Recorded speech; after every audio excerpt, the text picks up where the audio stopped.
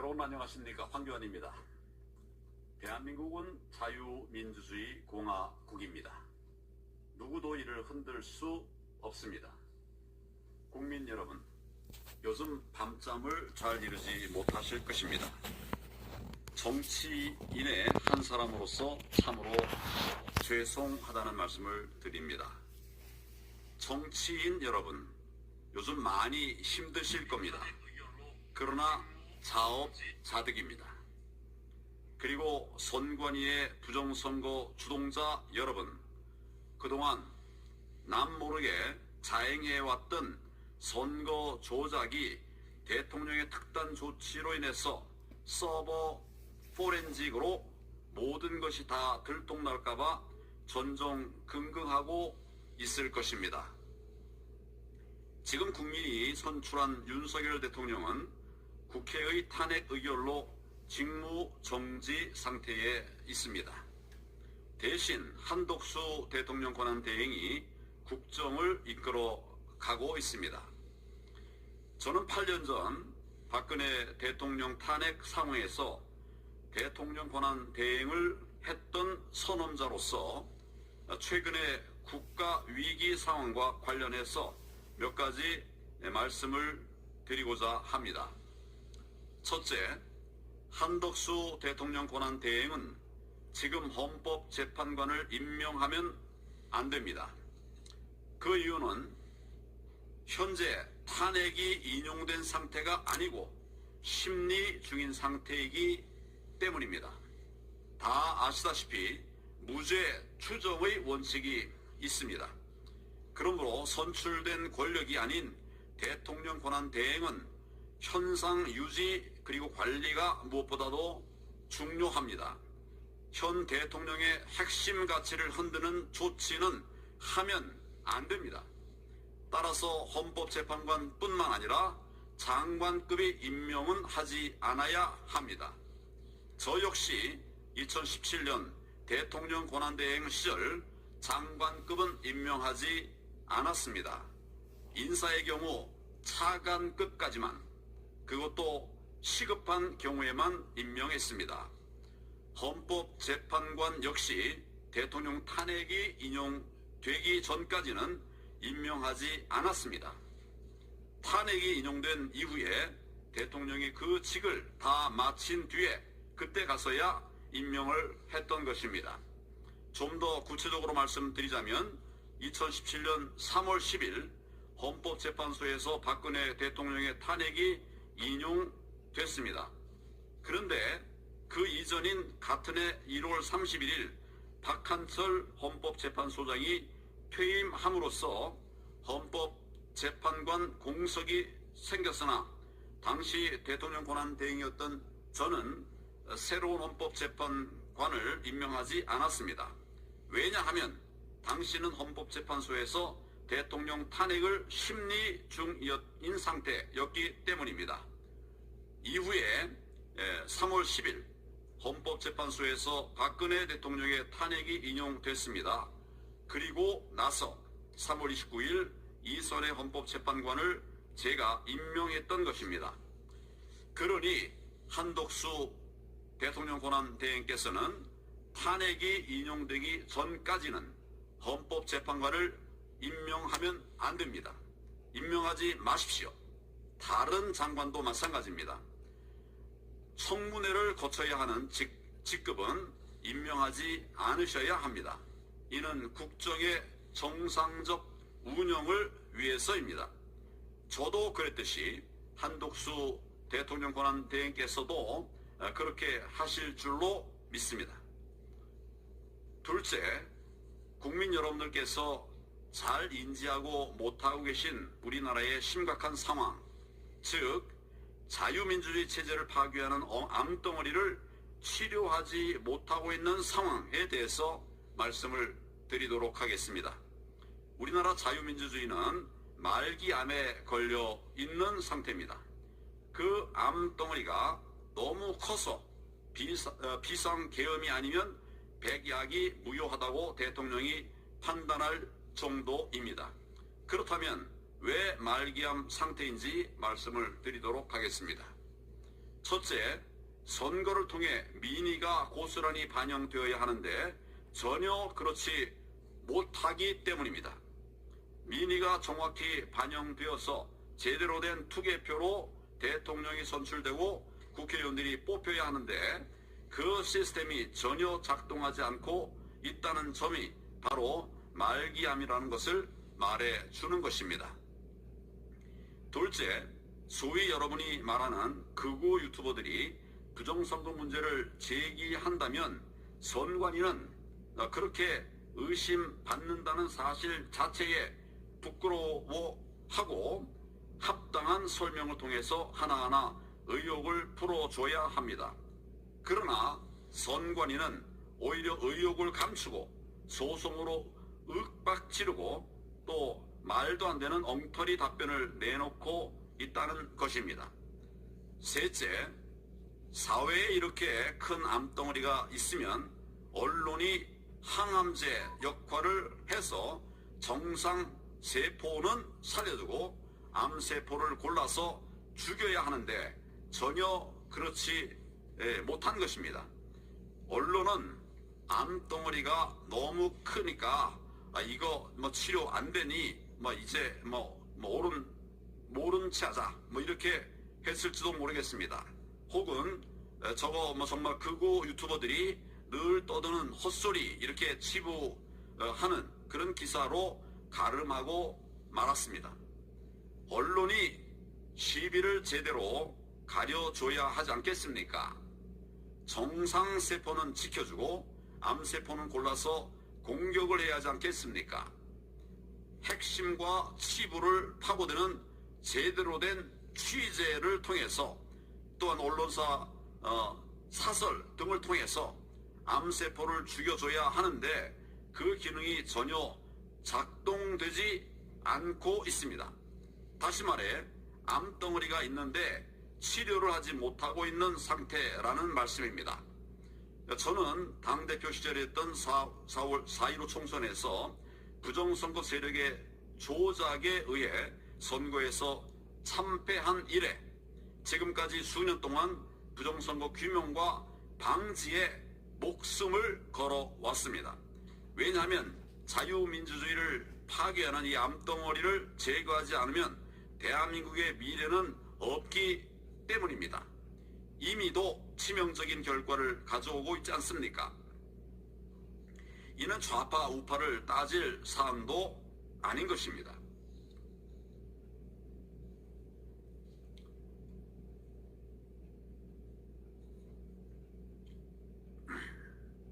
셋째, 비상계엄의 본질을 생각해야 합니다.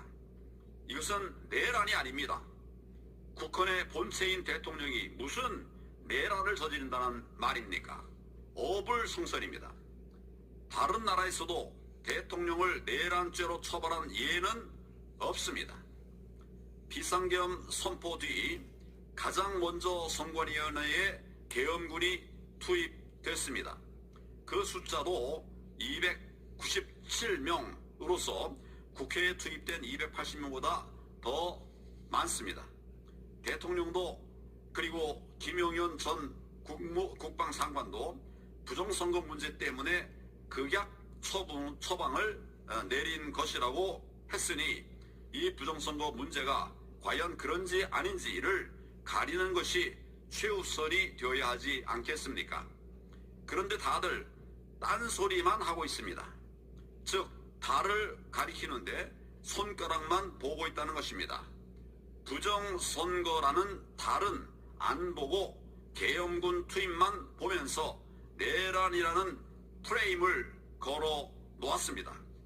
이런 프레임은 야당이 국민을 대상으로 걸어놓은 것인데 언론 역시도 이 프레임 속에 빠져 내란이라고 하면서 그 연장선상에서 탄핵을 외치고 있습니다. 한마디로 야당이 내란이라는 선동 밴드웨건에서 빵빠레를 울리는데 언론도 거기에 동승한 것입니다. 그런데 이번 비상계엄의 최종 목표는 부정선거 발본 세원이었습니다. 즉 비상계엄의 본질은 선관위 압수수색을 통한 자유민주주의 체제 지키기였다는 사실입니다. 그동안 야당은 부정선거에 부자도 꺼내지 않았고 언론은 극우 유튜버의 대통령이 현혹돼서 그렇다 이렇게 슬쩍 뭉개고 있습니다. 이처럼 야당과 왜곡된 언론의 야합은 대통령의 계엄을 내린 획책 여론으로 비화시켰고 대통령의 계엄을 내란 획책 여론으로 비화시켰고 이를 의식한 경찰, 검찰, 공수처 이런 공무원들이 정말 대통령 체포 운운하면서 부와 뇌동하게 된 것입니다. 지금 대한민국은 겉은 멀쩡한데 대한민국의 자유민주주의는 말기암에 걸려 있습니다. 대한민국이 어느덧 가짜들이 판치는 세상이 되어버렸습니다. 부정선거는 팩트입니다. 부정선거는 저질러졌고 범죄자는 처단해야 합니다. 사고도 넘치는 부정선거 사례 중에서 제가 몇 가지만 예를 들어 보겠습니다.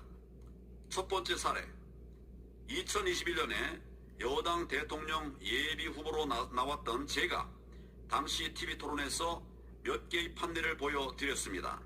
4.15 총선 재검표 현장에서 제가 직접 가서 제 눈으로 똑똑히 보았던 빳빳한 신권 다발 뭉치, 빳빳한 신권 다발 뭉치 투표지를 보여드렸습니다. 이것은 부정선거를 확신할 수 있게 해주는 그런 증거 사진이었습니다. 그런데 이것이 문제가 커지자 선관위가 홈페이지를 통해서 답변을 내놓았습니다. 그 답변이 무엇인지 여러분 혹시 아십니까? 선관위는 투표용지로 형상이 복원되는 특수용지를 사용했다고 그랬기 때문이라고 그렇게 버젓이 거짓 답변을 했습니다. 그러나 세상에 그런 종이는 없습니다. 여러분께서는 이 말이 고지 들려지십니까? 전문가들의 증언도 그런 종이는 세상에 없다는 것입니다. 두 번째 사례입니다. 선관위 홈페이지에 들어가 보면 유효표와 무효표의 판정 기준이 나와 있습니다. 그런데 여기에 투표지에 투표관리관 도장 날인 없이 기표된 것도 유효표라고 설명되어 있습니다. 투표지에 투표관리관 도장 날인이 없는데도 그렇게 기표가 돼도 유효하다 이렇게 설명하고 있습니다. 이게 말이 됩니까? 만약 이렇게 되면 얼마든지 가짜 조작이 가능하다는 말이 되는 것입니다. 그러면 얼마든지 가짜 표지를 만들어낼 수 있다는 말입니다. 그것을 막으려고 투표관리관 개인 도장을 찍으라고 법에 명시되어 있는데 말입니다.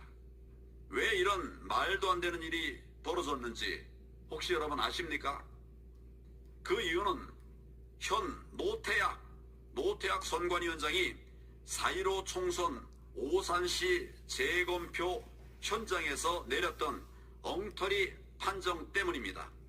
당시 노태악 현 선관위원장은 어처구니 없게도 투표관리관 도장 날인이 없는 투표지 8장을 유효표로 판정했던 것입니다.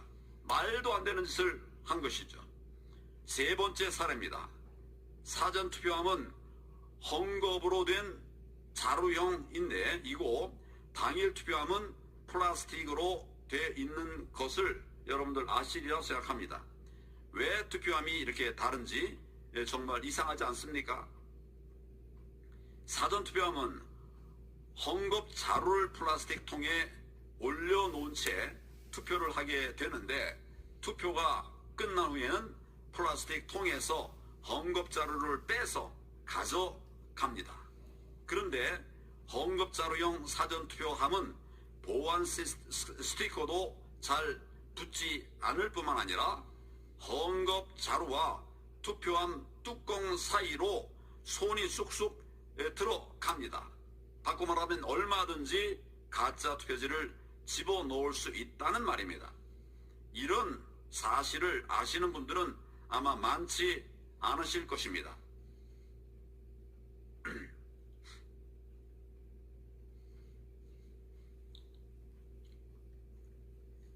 또 사전투표를 누가 했는지, 몇 명이 했는지 이런 것을 확인할 수 있는 자료는 그 어디에도 없습니다. 오직 중앙선관위 서버만이 그 답을 알고 있을 뿐입니다. 그런데 선관위는 그 서버의 공개를 철저히 숨기고 있습니다. 사전투표는 이처럼 근본적으로 치명적인 문제를 가지고 있는 것입니다. 부정선거의 원흉이 되고 있는 것입니다. 그래서 제가 그토록 사전투표 하지 말고 당일 투표를 하자고 외쳤던 것입니다. 넷째, 이제 한 달 후에 시작될 미국 트럼프 대통령 2기에 대한 대비 차원에서도 부정선거의 문제는 반드시 정리되어야만 합니다. 트럼프 대통령은 후보 시절부터 줄기차게 부정선거 세력 척결을 공언해 왔습니다. 트럼프 대통령 취임 후 한미 간 신뢰의 바탕 위에 한미 동맹을 돈독히 하기 위해서라도 우리나라의 부정선거 세력을 척결하는 것이 필수적입니다. 지금 미국을 비롯한 세계 각국 정치계에서는 최근 수년간 적지 않은 나라에서 발생한 부정선거의 배후 세력으로 중국을 지목하고 있습니다. 또한 한국산 전자개표기를 지목하고 있습니다. 그러므로 우리나라 역시 이제는 부정선거 문제를 국내 문제로만 볼 것이 아니라 국제적 판도를 바라보는 넓은 시야를 가지고 이 문제를 바라보면서 해결해야만 합니다. 우리나라의 부정선거 세력을 뿌리 뽑지 않고서는 탈취당한 국민의 주권을 국민에게 되돌려드리지 않고서는 결코 대한민국의 정의를 세울 수 없습니다. 자유민주주의를 지킬 수가 없다는 말씀입니다. 지금 우리나라는 그런 비상상태입니다. 다섯째, 이제 누가 국헌을 문란케 했는지를 따져봐야 합니다. 선거를 조작해서 이 나라의 진정한 권력자인 국민을 속이고 또 국민의 신성한 주권을 탈취한 부정선거 세력들, 가짜 국회의원들을 국회에 들여보내 가짜 거대 야당을 만들어서 정부 인사에 대한 막무가내식 탄핵을 일삼고 또 국정을 중단시키기 위해서 온갖 강짜를 부려온 부정선거 세력들, 그들이 국헌을 문란케 한 세력인지 또 아니면 부정선거 세력이 대한민국 자유민주주의 시스템을 붕괴시키는 것을 저지하기 위해서 또한 법원조차도 선관위를 일방적으로 편드는 행태를 보이기 때문에 선관위의 서버를 압수수색하기 위한 유일한 방법이 비상계엄이라고 판단하고 대통령의 헌법상 권리인 비상계엄을 선포했던 윤석열 대통령인지 누군지 여러분들은 이제 판단하셔야 합니다. 많은 국민들이 심지어 국민의힘 의원 중에서도 아직 오해하는 분들이 있습니다. 국회가 국민을 대표한다고, 또 국회의원은 국민에 의해 선출된 권력이라고. 그렇다면 얼마나 좋겠습니까? 그러나 그렇지 않습니다. 아닙니다. 부정선거로 국민의 주권을 찬탈한 세력들이 지금 국회를 장악하고 있습니다. 그동안 저를 비롯하여 수년간 부정선거에 맞서 싸워왔던 부방대와 또 많은 애국 시민들은 수많은 억압과 억울한 수사를 받았음에도 불구하고 반드시 부정선거를 밝히겠다고 하는 일념으로 투표 현장과 재검표 현장에서 가짜 투표지 증거 사진도 찍고 또 개수도 직접 하고 선관위를 상대로 받아낼 수 없이 많은 증거 자료를 분석해 국민께 알려왔습니다. 선관위를 상대로 정말 받아낼 수 없이 많은 부정 자료들을 분석해서 국민께 알려왔습니다. 다섯째, 이제서는 진실이 무엇인지 밝히기 위해서 부정선거 국민 대토론회를 제안합니다.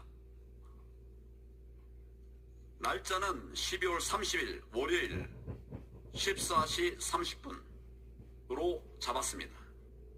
가능한 한 최우선의 날을 구했습니다.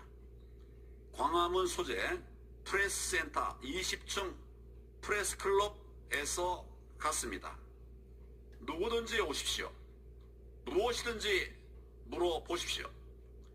부정선거가 없다고 주장하는 분들, 그리고 부정선거의 실체가 궁금하신 모든 분들의 참석을 환영합니다. 국회의원들도 많이 참석해 주시면 좋겠습니다. 부정선거가 없다고 주장하는 선관위 소속 공무원들 다 오십시오. 야당 국회의원들, 언론, 일반 시민들 모두 다 오십시오. 기자 여러분들도 다 오십시오. 부정선거 국민 대토론회에서는 무제한 끝장 토론을 할 것입니다. 그동안 부정선거와 싸워온 전문가들이 다 나와서 토론에 참여할 것입니다. 무엇이 국헌 문란인지, 또 누가 국헌을 문란케 했는지 꼭 오셔서 두 눈으로 똑똑히 확인해 보시기를 제안합니다. 7번째, 마지막으로 기자 여러분께 호소합니다. 왜 이런 말도 안 되는 부정선거 행태에 대해서 정의의 칼이 되어야 할 기자 여러분들은 시비를 가려서 또 무엇이 옳고 무엇이 그런지 밝혀주셔야 되는데 그렇게 하지 않는 이유가 무엇입니까? 재검표 현장에서 주요 언론 기자들은 아예 없다시피 했던 그런 사실을 저는 기억합니다. 매주 집회를 하는데 주요 언론의 기자들 안 보였습니다. 저는 기자는 아니지만은 많은 기자 선배들로부터 기사는 발로 쓰는 것이다, 이런 얘기를 들어왔습니다. 직접 현장을 찾아서 발로 뛰면서 취재하라는 말씀이라고 생각합니다. 그런데 왜 여러분들은 현장을 취재하지 않고 선관위의 해명만 이것을 옮겨 쓰고 있다는 말입니까? 용감한 기자들, 사명감에 불타는 기자들의 정론 직피를 기다리고 있습니다. 이 기다림의 시간이 길지 않기를 바랍니다. 거짓이 진실을 이길 것입니다. 정의가 하늘을 울릴 것입니다. 감사합니다.